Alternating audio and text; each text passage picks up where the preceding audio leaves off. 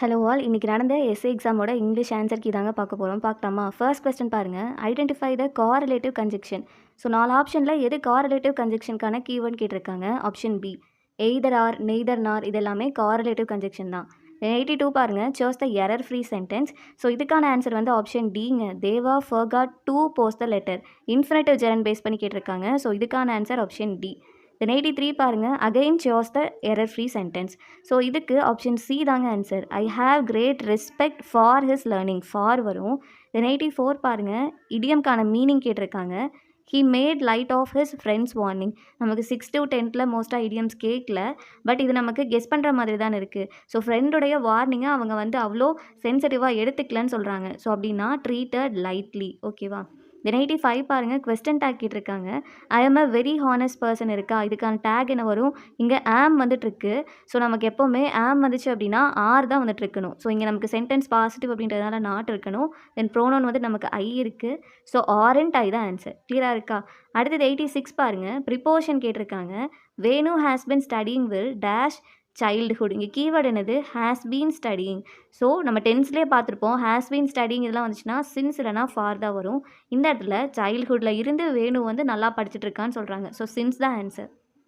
87 பாருங்கள். If class base பண்ணி கேட்டிருக்காங்க. Alex would have played with me if he dash time. இந்த இடத்துல கீவேர்டு என்னங்க? Would have played. So would have played வந்துச்சுன்னா இந்த இடத்துல நமக்கு ஹேட் ப்ளஸ் V3 இருந்திருக்கணும்.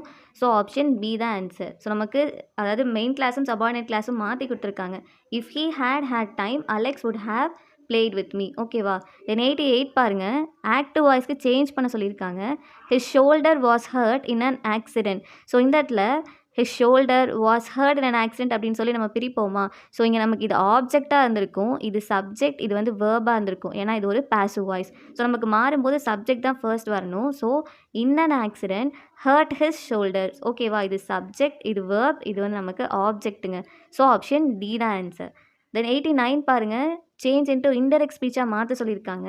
He said alas our force are too ஸ்ட்ராங்னு இருக்குது. ஸோ இது நமக்கு மாறும்போது இது ஃபர்ஸ்ட்டு எக்ஸ்க்ளமேட்ரி டைப். ஓகேவா? அதனால் எக்ஸ்க்ளைம் அப்படின்ற கீவேர்ட் இருக்கணும். அடுத்தது இங்கே கீவேர்ட் வந்து அலாஸ் அப்படின்னு இருக்குல்லங்க.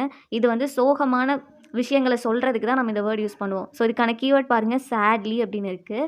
ஸோ ஆப்ஷன் டி தான் answer. He exclaim sadly that their force were too strong. 90 பாருங்கள். Change into direct speech. நமக்கு இன்டெரக்ட் ஸ்பீச்சில் கொஸ்டின் கொடுத்துட்டு டிரெக்ட் ஸ்பீச்சாக மாற்ற சொல்லியிருக்காங்க. The magistrate ask the prisoner what he was doing with his hand in the gentleman's pocket. இங்கே ask அப்படின்னு இருக்குல்ல. ஸோ நமக்கு செட்டு டூன்னு நமக்கு டிரெக்ட் ஸ்பீச்சில் இருந்தால் தான் நமக்கு அது இன்டெரக்ட் ஸ்பீச்சில் மாறும்போது ஆஸ்க் தான் மாறும். ஸோ நமக்கு செட்டு டூ அப்படின்ற வேர்ட் நமக்கு வேறு எந்த ஆப்ஷன்லேயுமே இல்லை. ஸோ ஆப்ஷன் ஏ தாங்க ஆன்சர்.